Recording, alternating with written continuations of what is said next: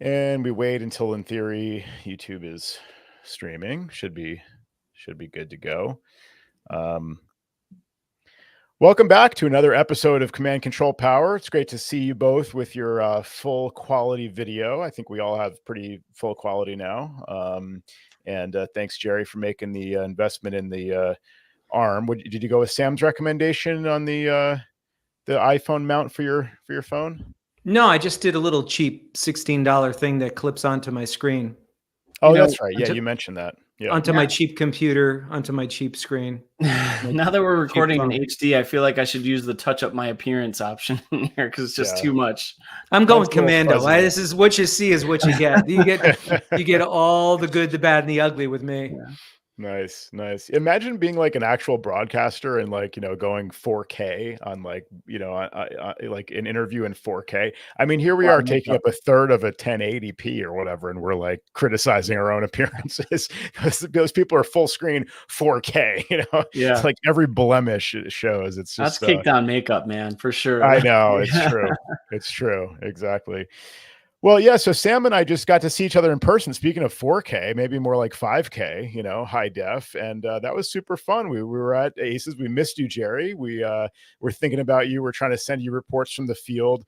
I think you got some reports of all the free rounds of drinks that we were treated to by some of our listeners and new friends. It was really fun. And I feel like you had a lot of FOMO. Is that fair to say? Fear of missing out? I did. I mean, I enjoyed some of the pictures that you guys were kind enough to send. And when you did a Command Control Power group picture, I was really touched that Adam Angst had a picture of me on his iPhone that he held up. That was a nice touch. Thank you for that. Yeah. I felt with like seconds to spare, he brought it up on screen. I was like, perfect. That's the one. So whose idea was that to do? That was pretty smart. I think we said, we'll have to Photoshop Jerry in, and I forget if he thought of it or I thought of like, let's bring it up on an iPad or phone. Let's bring you like the live, the quote unquote live clever. Photoshop job. Yeah. Well, speaking of Adam, just like I want to just acknowledge some of the awesome people that we saw. So yeah, Adam Angst was there. He gave a great AI presentation. I mean, you hear everything is AI these days. It's like the buzzword of the minute. But his talk was really, really helpful. It was like an interesting kind of overview of like how you can utilize AI in your business and, where it's good to use and where other areas where like you shouldn't really rely on it. It always impresses me how like cutting edge, he keeps it after being in this business as pretty much longer than anybody, I imagine. He just still keeps it so fresh. So yeah, Sam, what did you think of Adam's talk up there? Well, I heard Jerry pipe up in there, but yeah, I was about to say the same thing. I mean, it was really cool to see the use cases, to see where it can be put to actual good use for certain situations and times when people maybe use it inappropriately. And I thought it was very well done. If you want more, you got to, check out the Aces recordings, I guess. But, and speaking of which, by the way, we are recording this. You'll see this a few weeks after we attended Aces, but I think the videos should be out by then. But what do you have for us, Jerry? Briefly, what was Adam's take on using AI for email correspondence with clients? Was he bullish on that? Yeah, I know you're big on that. He did talk a bit about it in terms of, client communications. I think, I forget if we brought it up after the fact, but I was talking about just feeling the need to touch that up, though. I always feel like I can see AI for what it is. If you give it a little bit of a human element, it helps. And I think Adam did talk about that a little bit as well. Well, see, I knew this was going to happen. Yeah. Jerry opted out of Aces, and now he wants the content. He still wants the free content. Yeah. So not to get your presentation here a little too off the rails, but I use AI every day, and it's so much more personal to my clients than I am. So just today, I got an email from a elderly female client, and gender is irrelevant here, but she said that she had trouble because she wanted to send me an email and her emails are confused. She's confused with the emails, and how, of course, you get suggestions for email in your contacts app, and that confused her. And I'm like, let's just schedule something. So I just dropped into AI and I said, please respond back to this client. We'd be happy to work with her. And I just put the contents of the email. So it specifically speaks to whatever she's talking about. And you know, I might have to, you know, massage a word or two, but it's beautiful. And I just copy it and I tweak it for a moment and it's off, and I didn't have to deal with any of that, you know, like, oh God. I think that's where, you know, Adam was leaning towards in that as well. And even, you know, one thing that surprised me is he was talking about also like simple legal documents, because a lot of those are kind of cookie cutter.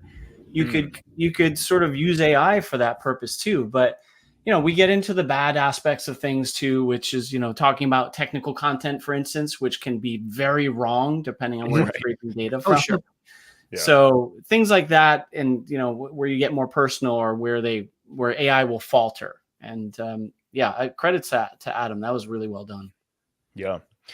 Yeah. So, I mean, speaking of the Adams, there was Adam Rice, also longtime friend of the show and guest on the show. And I think he was a 10-time ACES attendee as well. So obviously ACES is doing something right there, attracting some people for all 10. I mean, that's not easy year after year. It's also, I found out it was his 25th wedding anniversary. This came up at some point, and I forget that I had 20 years in my head. You know, 25 is like just even more mind blowing. I mean, because you know, I could have like, I would believe you if he had said I'm 25 years old. I would have probably believed that, you know, so maybe 35, but like, he's been married for 25. I'm just that's very impressive, and he's made it to ACES every year, like apparently right around his anniversary. So good on him for that. Adam Burge, also from Kelso, a former, you know, guest on the show as well. So I'm probably forgetting people along the way. There's probably like 2 more Adams in there that I spoke with, but those are the 3 that I had the most interaction with this time around. Of course, Brian Best, another, I think, I don't know if he's a 10-timer, but he's spoken it basically almost Brian's every ACES. 10-timer as well. Yeah. It's always, you know, always a great presentation. Yeah, he's a good presenter. He was cracking me up, like, where he was at one point, he was going through his different ACES years. He's like, 2020, that sucked. He's like, I don't even remember what happened there. Like, that's right. It was just cracking me up the way he was delivering. It was really well done.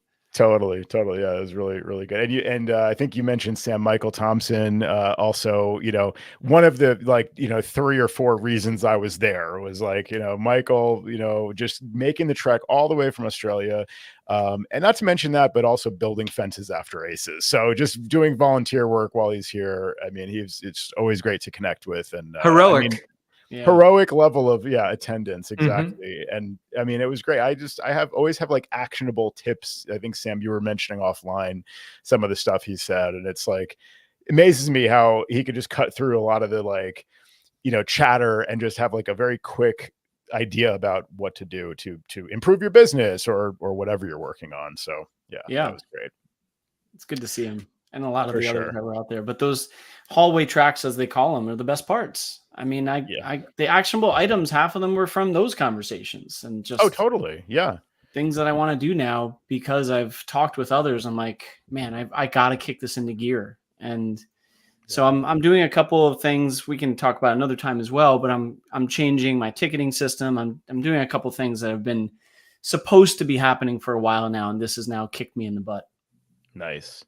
Yeah, I mean, I think, well, the next person on my list, these are just kind of in the order like that where I saw them or remembered hanging out with them. Tim Pearson, of course, longtime friend of the show. We always talk about the Tim Pearson, you know, method of you know, structuring your plans in the Tim Pearson episode. And I think you featured it in your presentation, right, Sam? Was like the kind of modern version of your MSP plan was the Tim Pearson plan. Tim, speaking of actionable advice, I mean, he gave me something on the opening, like it was pre-ACES. It was like the opening welcome party was like already, you know, what he was talking about. I was realizing, oh, I didn't know that, you know, and I'm going to start using that. So yeah, it just amazes me. And maybe you want to talk more about your presentation, but just to kind of continue down my list. Yeah, Jason Detbarn was there. I mean, like, of course he was. It was just great to see him and shake his hand in person again, and, you know, talk about non-technical stuff too. You know, it's just nice to just kind of connect with people in person. Kevin Ginger, Dave Provine, Matt Westoff. Can one of you guys correct me on the pronunciation, please? I think you're good there. I believe it's Wostoff. Thank you. Thank you. Okay. Sarah Gepp, I met a new person. Sarah Gepp. Yeah, I was surprised yeah. to see her in the picture. Yeah, I thought Yeah. she Yeah. kind of had Thanks, Sarah. moved on from consulting. It was very nice to see her. She's moved into some other areas, like in addition to consulting, which is really interesting too. Like I just love hearing these stories when people really branch out. I mean, I did pretty much nothing but tech for the first, 10 years of my business. Like I had no bandwidth for anything else. So it always amazes me when people find the time for that and find ways of integrating different fields too, or like you learn from one field something you can use in another field. So Lucas Acosta, Steve Sorbo, Mike Kingsley, great to connect with again. Of course, Matthew Waples, as we call him, Waples, now working with Adigy. So it's always interesting also to see that kind of overlap where people have their own consultancy and they're a partner of a larger company. Alan Hancock, of course, huge longtime supporter of the show. Interesting to see Alan too, and hear about his transition to, now not working as an independent consultant anymore, working in-house, and he's still at ACES learning things. And it was his 50th birthday. Oh, that's right. So that was his 50th. I didn't realize that. As I was rushing to leave to make my flight, there was like people were singing to Alan and like telling me to just grab something from the piñata, like just reach in and grab candy on my way out. So that was my experience of Alan's 50th. Well, happy birthday, Alan. Melanie Curtis was there. She gave a talk at the last ACES we were all at, I think. She was like telling this amazing story about skydiving that was really interesting.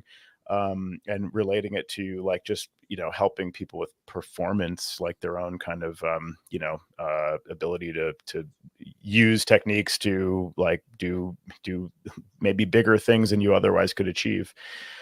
Will O'Neill, got to talk to Will a little bit more like at that closing party.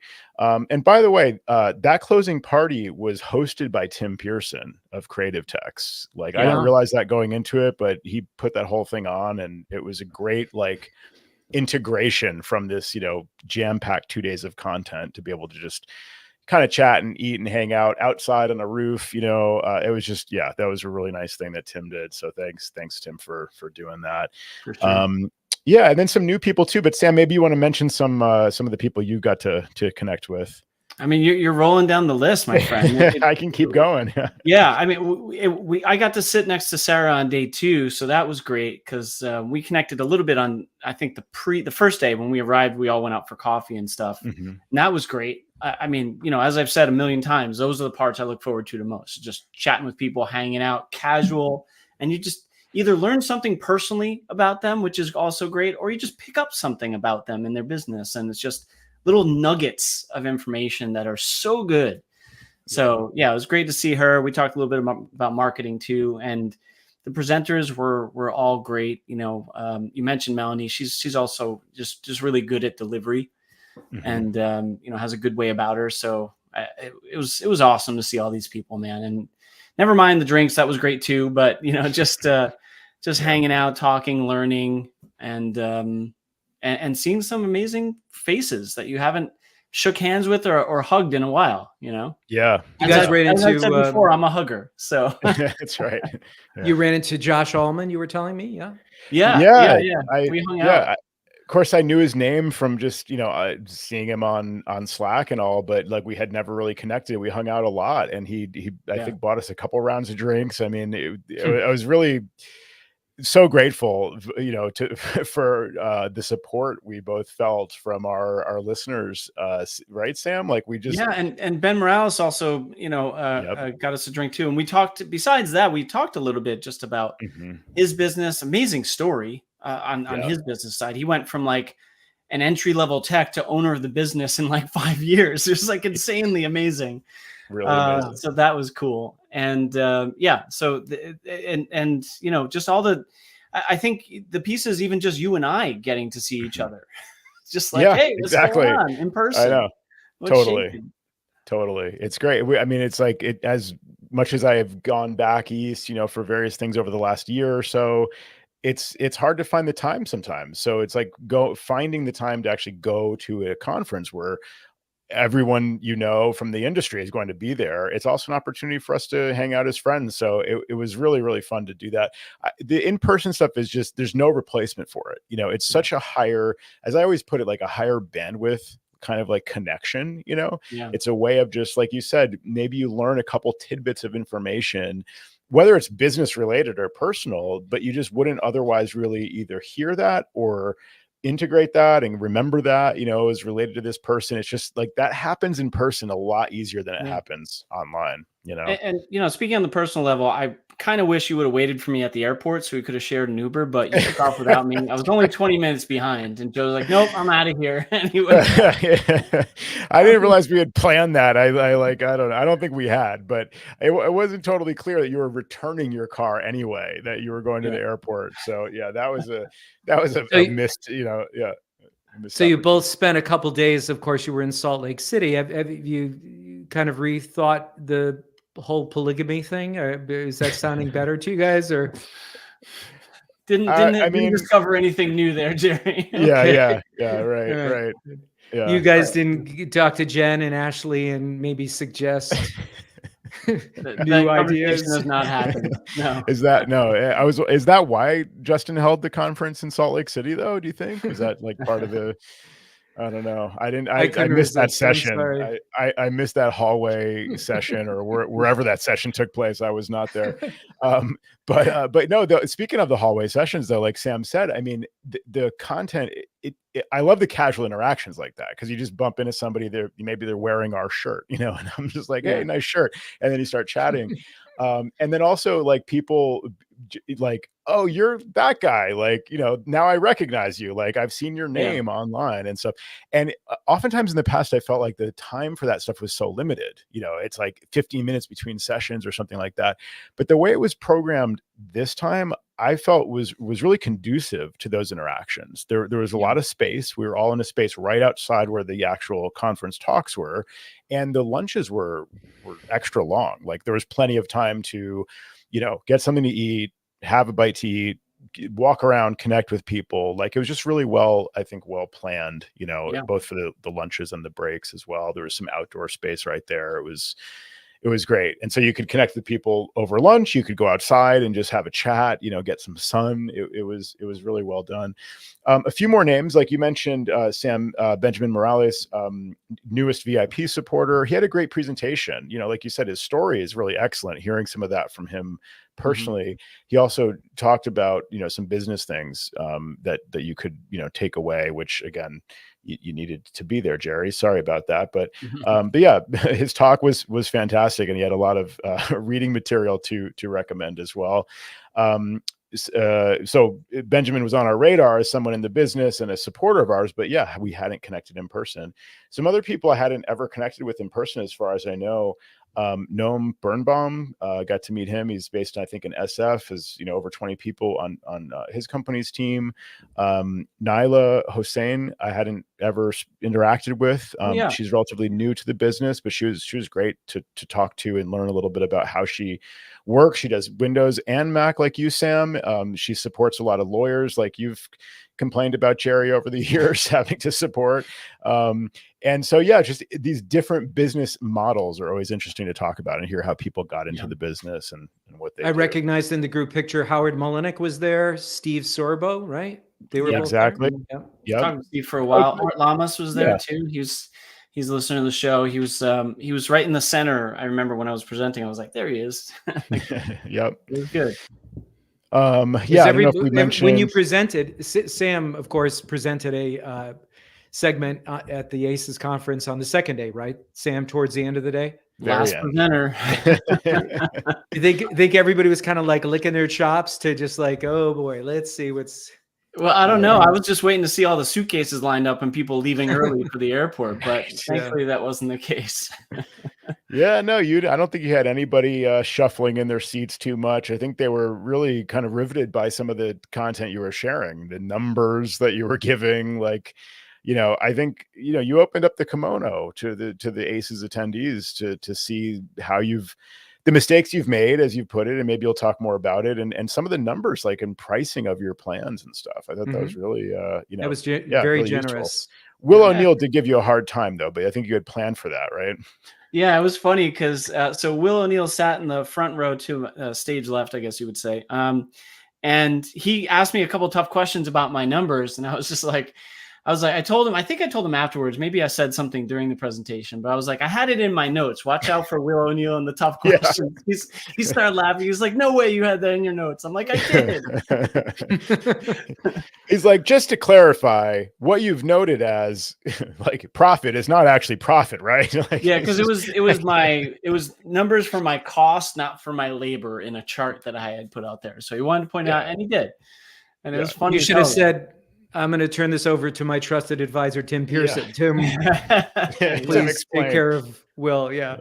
Right. Exactly. Yeah. No, that was, I mean, it was fair feedback. You were giving just for sure. a rough overview, but yeah, not including labor. Let's see. Did I mention Steven Seal? I don't think we had ever connected, but we got some time with him. Dan Monhay. You know Anush Dorville, right? Sam, I don't think I had ever spoken with him until the very end, like at that party, just chatting real briefly. But another impressive guy, impressive organization. I met very briefly Fred. I'm going to mispronounce Bourrier, something like that. Sorry, Fred. Nice to connect with you. Ivan Drucker. Ivan, you knew for a long time, Sam, right? And I think I've met Ivan like in the old days, in the New York days. Maybe do you know Ivan, Jerry? He's Ivan Expert, I don't. Right, Sam? Yeah. That's his company. Yeah. He's based out of New York City. He does a lot of high-end residential, I think. And not just in New York City, I don't believe anymore, obviously, with things changing. But sure. Yeah, he hung out for a while too. It was good to connect with him. Definitely. I think that at that same event, was it John Lee was there as well? He was telling me a little bit about his business, I think the next day. He's, I think, grown to, I believe, 5 people in about 5 years of his operation. So that's always impressive. Wayne Nelson, I met for the first time. He had actually some great ideas. And Jerry, this is me justifying the Vision Pro via Wayne Nelson's advice here. So Wayne was talking about how he uses the Vision Pro quite a bit for support, like using Splashtop, the iPad, version of Splashtop. Got a bunch of windows over here, and just you're supporting, this person, this progress bar and this person. And so he's using the Vision Pro as like a support tool. And I thought, man, you're speaking my language. This is just the justification I needed. But actually, in all seriousness, I think it would be great to just hear from him on the show about how he's using this, technically. Maybe as we go from like version 1 to version 2, we might see some improvements there. Maybe that would be a good time to chat about it. But yeah, I mean, he was, I think he was wearing our shirt. And so that's kind of how we got to talking. And I was like, oh, great, Wayne Nelson, we'd never met. A couple more names, Rocco Russo. I don't think I ever met.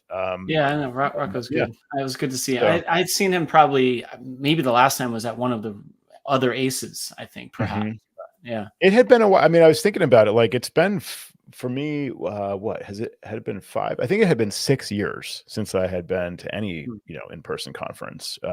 For a lot of us, probably like 5 years. 4 or 5 years. So.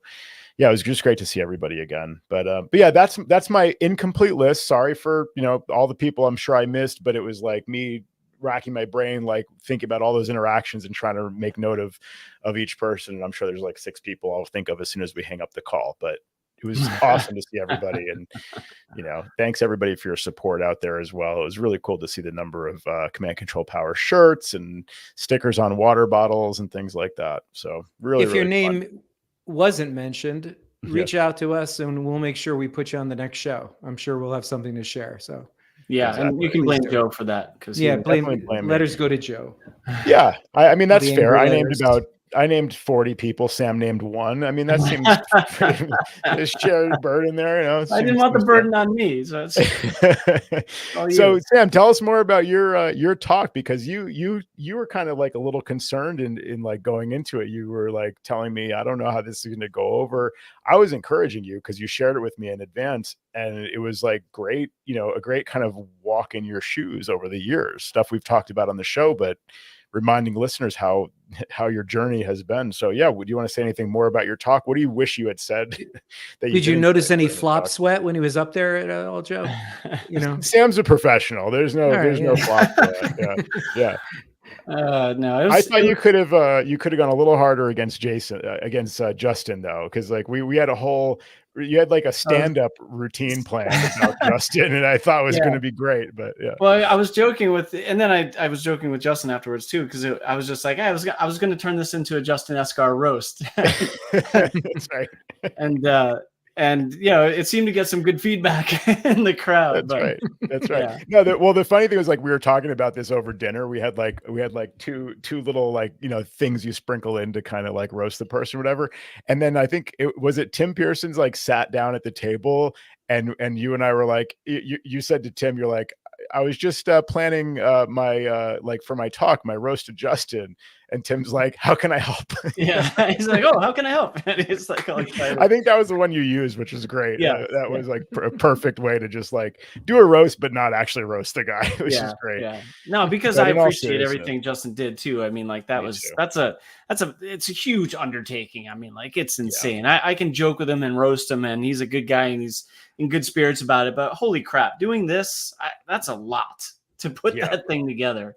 And organize people and personalities and, order of events, and geez, it's just, it's crazy. But I want to hear about your presentation, Sam, but hearing you guys talk and seeing some of the pictures, my takeaway was, the fact that the crowd wasn't voluminous. They weren't like standing room only, gave you a chance to really connect with people, and vice versa. I'm sure people connected with each other in a really special way, and that's, it cuts both ways. It would be nice if there were 250 people there, but you guys had the privilege of being able to interact with everybody a little bit, or at least pretty close to that, and so that was nice. Yeah, and the intimate atmosphere definitely helps. I mean, it gives you a chance to, as you said, talk with different people, different groups. There were times when I was sitting down with like Andy Espo and a few others, and then you get an opportunity to, at the next break, sit down with another group,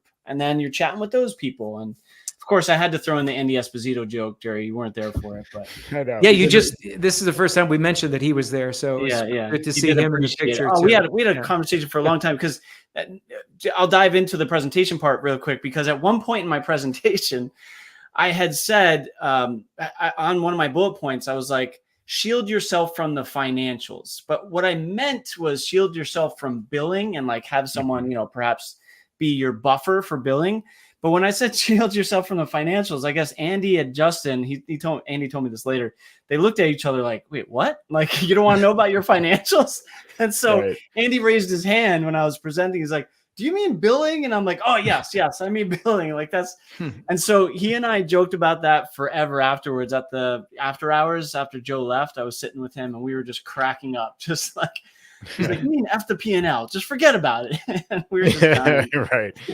Nice. So for the listeners who aren't aware, your topic that you spoke on was what was the official title of your presentation? Yeah, so it was basically my journey through my MSP plans. So it started out with what I learned initially from, at this point, basically a decade ago, from Alan and Watchman, and he had that online rate plan calculator where you would plug in your numbers of devices you were monitoring and hours that you were working, and it would spit out like a calculation, which was actually great because I didn't know what the hell I was doing. So that was a good way to start. And then I just talked about how I matured through each one and some of the pitfalls of each one as well, because every one of them has something that's at fault in some respect. So I went into why this part didn't work for me and how I graduated to another plan, and then what we joke about as the Tim Pearson plan. And even up to that point in time, I am still learning and changing and adjusting and figuring things out. It's never going to end. And there's no like perfect solution. You figure things that like, I didn't price this high enough, or I made a mistake with this calculation, and you're constantly going through it. Even the day before at the dinner, and it was actually great. We had a little nice a dinner in honor of Charles Edge in between the days, which was, Justin had a moment to speak, and that was really nice. And we all kind of reflected on different stories that we had with Charles. That was actually excellent. And I'm glad we had a chance to bring that up for a moment. And during that time, I was talking with Tim about, just maybe adjusting a lower plan for some people that didn't want to pay my higher rate. And he's just like, no. He's like, no, don't do that. He was like very adamant about it. And I talked about that in my presentation as well, because that was another learning point for me, even as I'm doing this. So it never ends, freaking ends. You're always going through it. Well, Joe's famous for that, giving the residential clients a little bit of a break. Right. Yeah. Well, I think we've all kind of done that here and there. I'm trying to be stricter about it, This is what we're worth. Yeah. It's a constant effort for me to remind myself about that, and so this is a good reminder that you're bringing up. It's like sometimes, and that's a great example, because you just come out with that sometimes. Like you think, oh, well, why don't I give somebody a break, or maybe I should have an entry level. And then it takes a colleague sometimes to just shut it down like that, and to remind, to keep you on track, Right. That speaks to a little bit of, what Lucas Acosta was talking about too, which is if you don't make those hard decisions, if you're not even in charge of those decisions in your company, I mean, it makes it easier to just, you have someone that tells you no, even though it's your business, it's like, no, this is not right financially for us. Not everyone has the capacity for that, but just as an example, if you do have a team, you could put someone that's more in charge of the financials, Right. The operations person or the integrator, role in EOS. Obviously that's a specific thing that works on the larger business models, really. Yeah. Go ahead, Jerry. No, just to dovetail off of that, I thought of you just a couple days ago, Joe. I was invoicing a client for a migration, an email migration, and it went a little bit longer than expected, but it wasn't smooth. It wasn't particularly difficult. It just took a long time.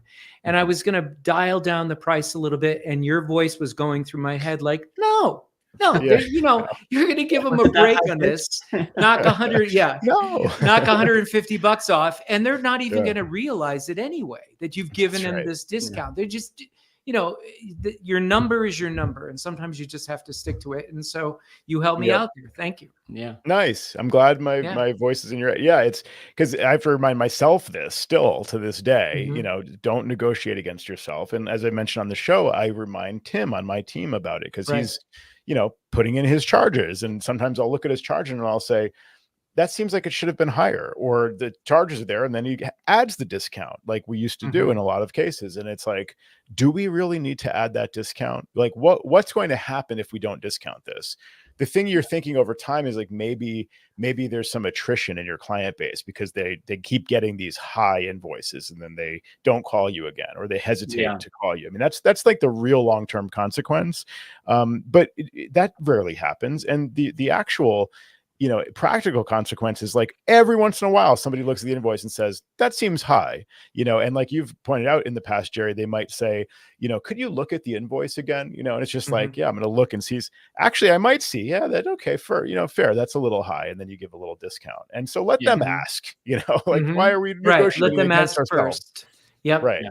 Yep. Great advice. Yeah. Oh, that's the whole process of learning that we all have to go through. And I think the buffer, by the way, of billing does help that, if it's at all possible, to just have someone there that's not you. That's, even if you hire someone part-time or consultant or something like that, it's a little easier to kind of not have those uncomfortable conversations. At least it is for me. I'm not good at those sorts of things. And for someone to be an expert in that area, or someone that doesn't feel like a little shy about having those conversations, it can make it easier if it's possible.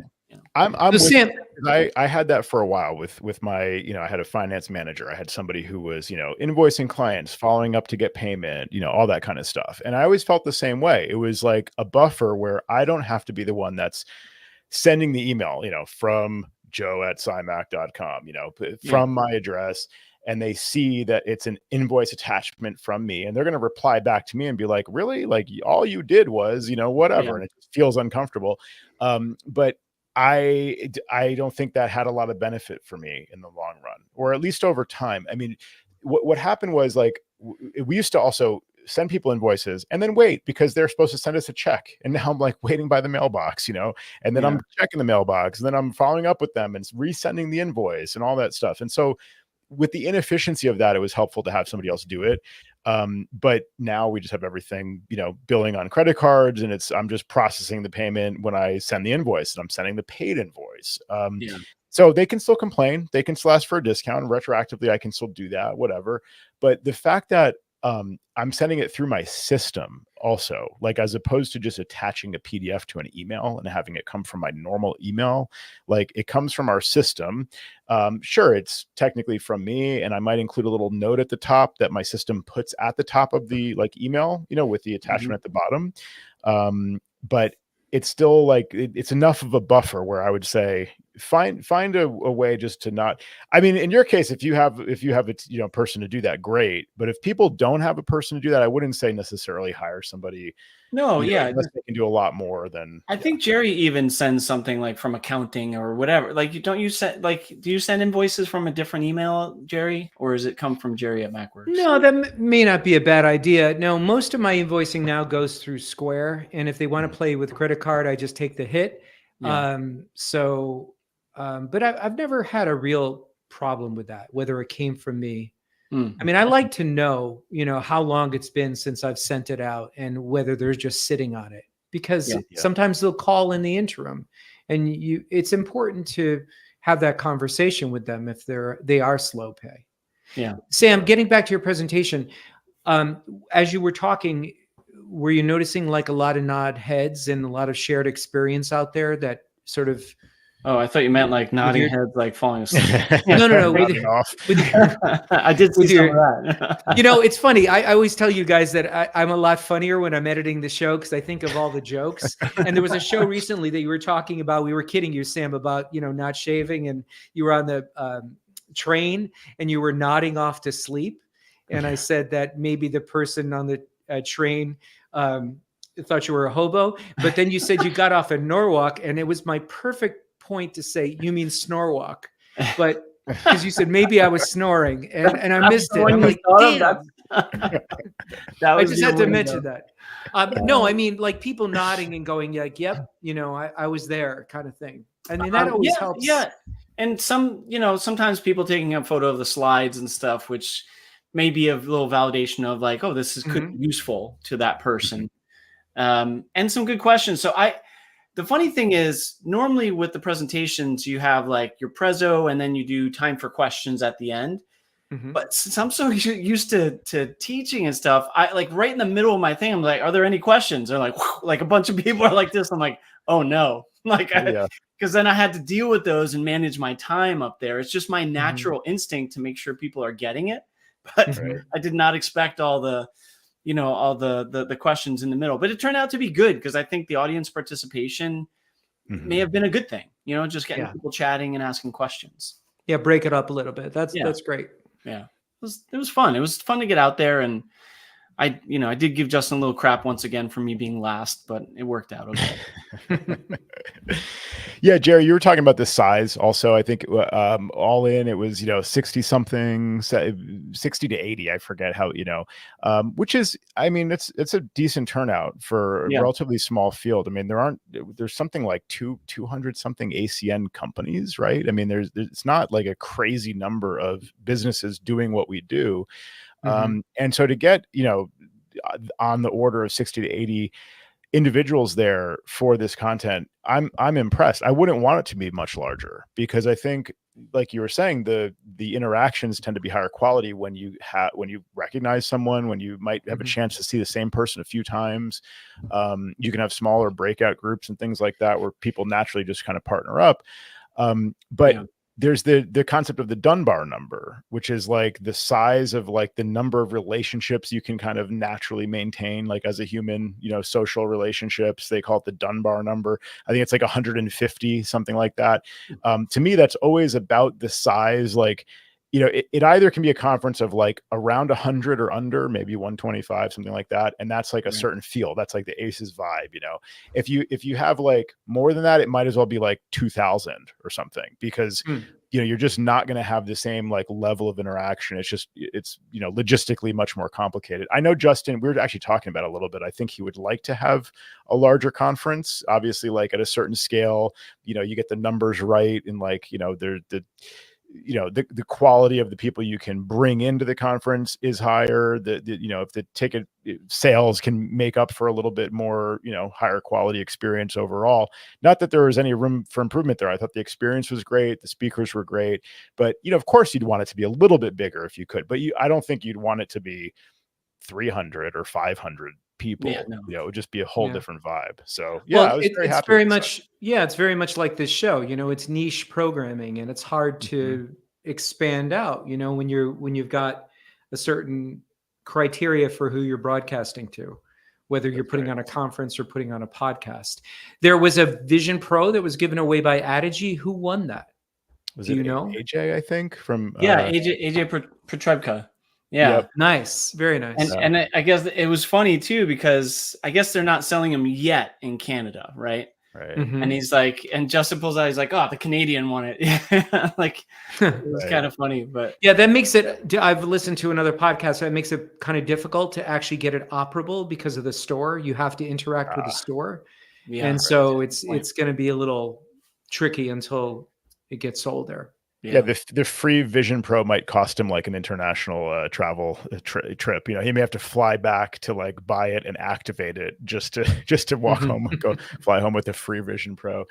Roy Miggins in the chat is saying if we could share the rough attendance size again. So it was about 60 to 80 people, I think. I think total. It was in that 65 to 70 range, if I'm not mistaken. Yeah. It was right around there. But definitely a solid number. Yeah. And that Little America hotel was not little. I mean, that place was big. Oh.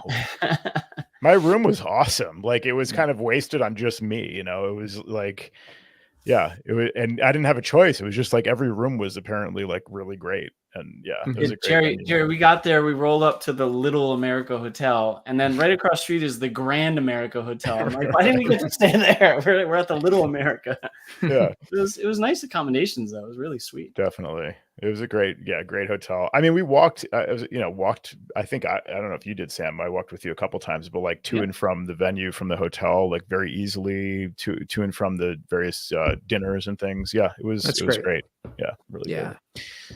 Nice. Good stuff. Let's see. What else do we have for this show? This is a public show. Oh, you know what I wanted to mention also, just because I forgot to mention earlier, Brian Latanzio was there from Apple. I think we've all met Brian at this point at various places over the years. Omar, is it El-Shami?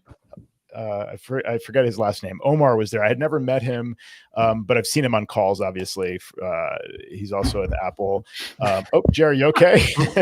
What the heck happened to Jerry? Jerry just fell out of his chair. I guess you didn't know Apple was going to be there at Aces, Jerry? Is that no. My head keeps on getting chopped off. I want them to see all my lovely locks here. You teased your hair up. Yeah, you want that to be. That was funny. There. So Brian and Omar from Apple were there. I know that blew you away out of your chair, Jerry. Yeah, and, that was great. And they were there also to support, was it Kelly, who I don't think I had met. I had not met from Apple. I didn't catch her last name, but she's at training, right? At Apple, like does a lot of the training. Yeah. She gave a great presentation about, you probably can't say some of this publicly, but it's about inefficiency analysis, basically how to like look at your clients and say, you know, I can see your workflows here could use some room for improvement, and you know, how to actually analyze it and communicate to them what those options are, because we do that intuitively. It's like, hey, I'm here fixing the printer. I just noticed that, you know, you keep like sitting down over here, like pressing a button, getting up, walking over there, taking the printout and walking it across this thing and handing it to that guy, and that guy does something, and then you go back to his desk, pick it. Like, you can sometimes see that and just be like, that looks inefficient, you know. But you actually analyze that and use the kind of like terms that help communicate that to clients, you know, appropriately. And then also see room for, of course, buying Apple products to, you know, make things more efficient.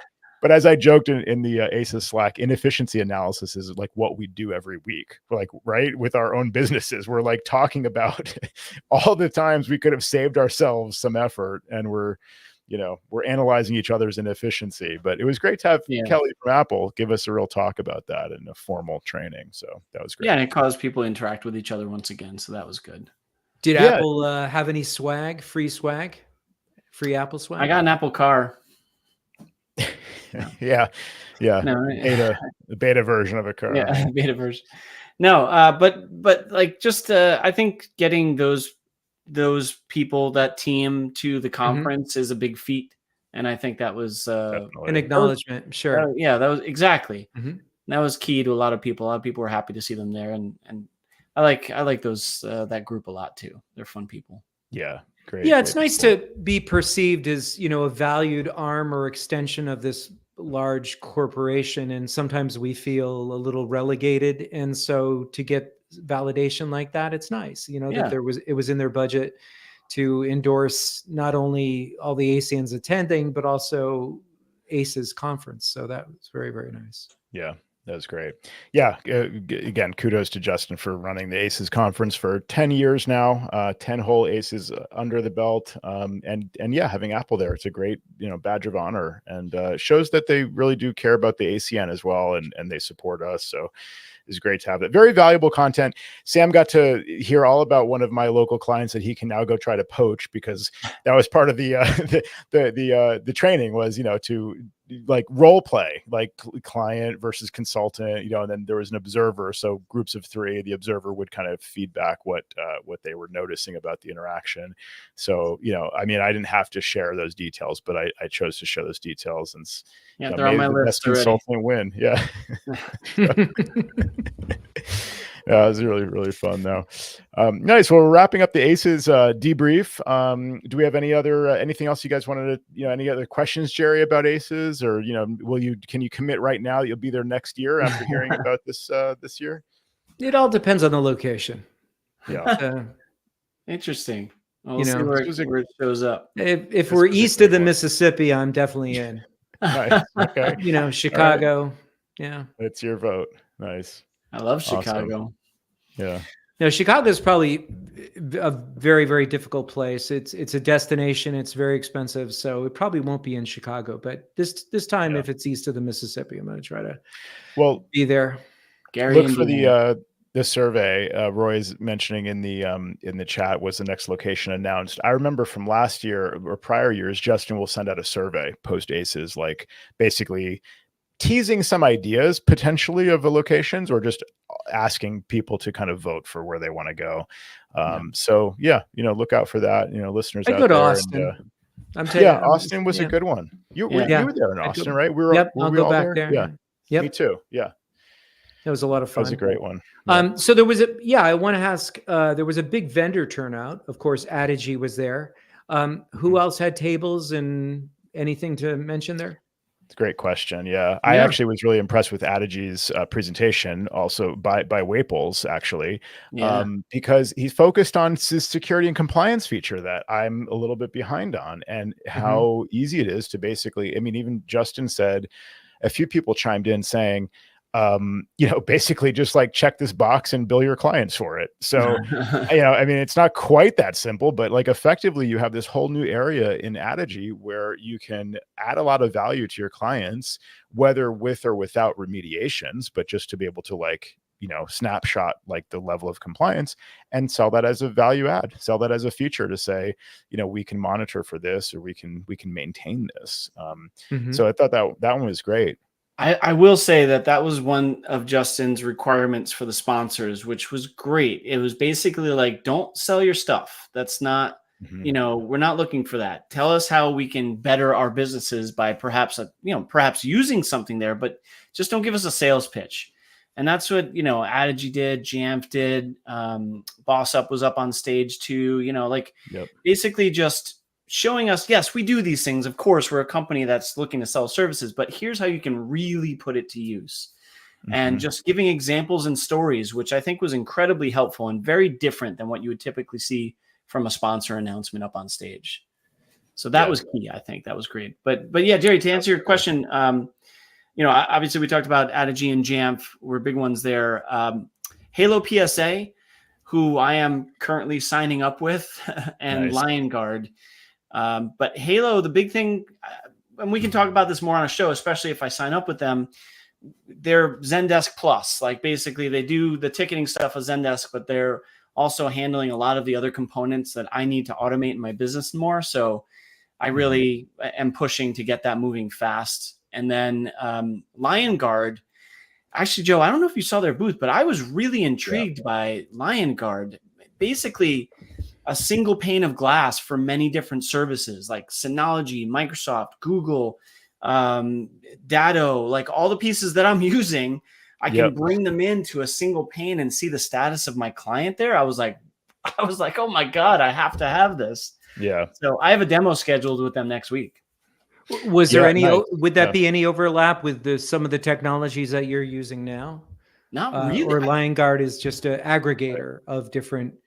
I mean, it's taking those different pieces and bringing them into one space. And I haven't seen the demo yet, and Wi-Fi was a little spotty. That was one thing. But when in the demo that I'm hoping to see is where you basically connect the dots on the back end and you say, go to client X, and here's the status of their different services, whether it's Synology, Microsoft, or whatever. And I'm like, that would be amazing. Yeah. Right. Not to put a bad twist on this, but a lot of times with a lot of these things, they're really juicy and they really seem great. And they're like, we got a 25, the buy-in is too high for smaller potatoes like Jerry.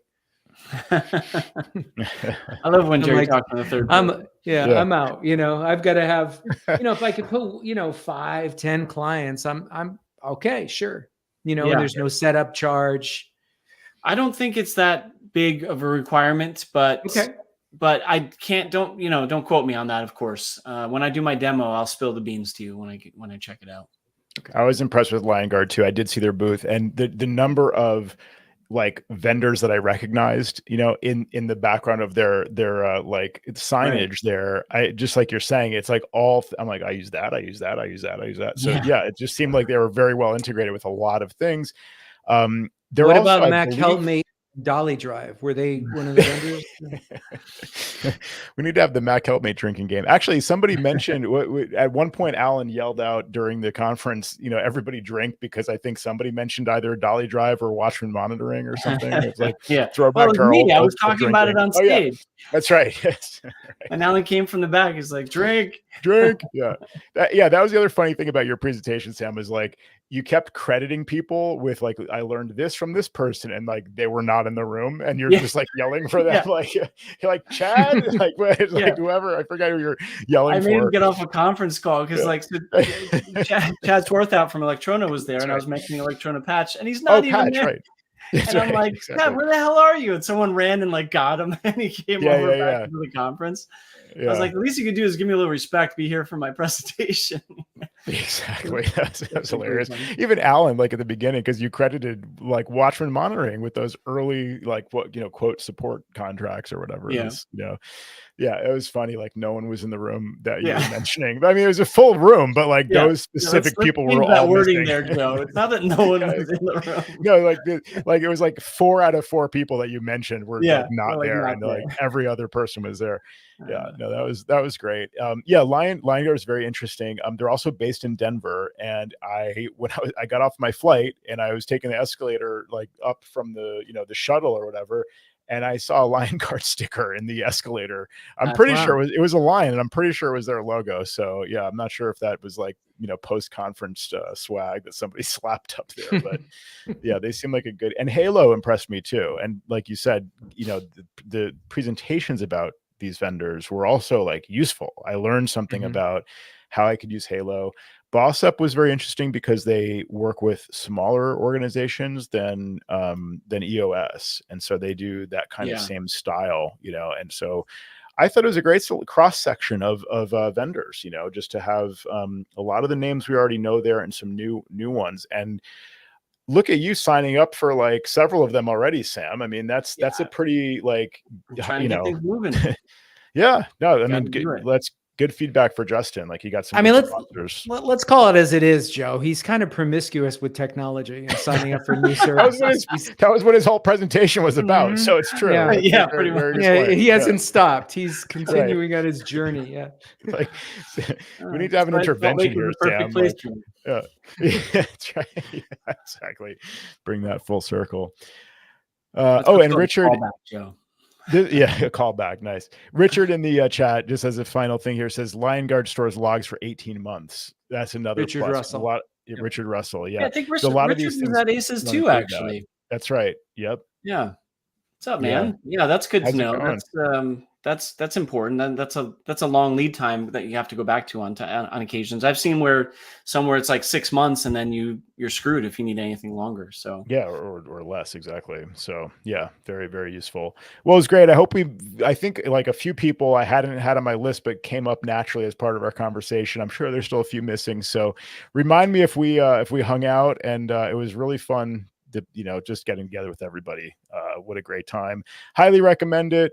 Aces 2025. Everybody, rally for your hometown, and look for that announcement from Justin. And thanks again to Justin Esgar, host of Aces Conference. Congratulations on 10 years in a row. I had a great time, and next time I hope to see you there too, Jerry. And it'll be fun to get together as a group. Yeah, you guys could kick in some money for my fare, and I'll get there. All right, you pay for my fare, y'all pay for your fare. Yeah. Okay. All right, great talking to you guys. Till next time.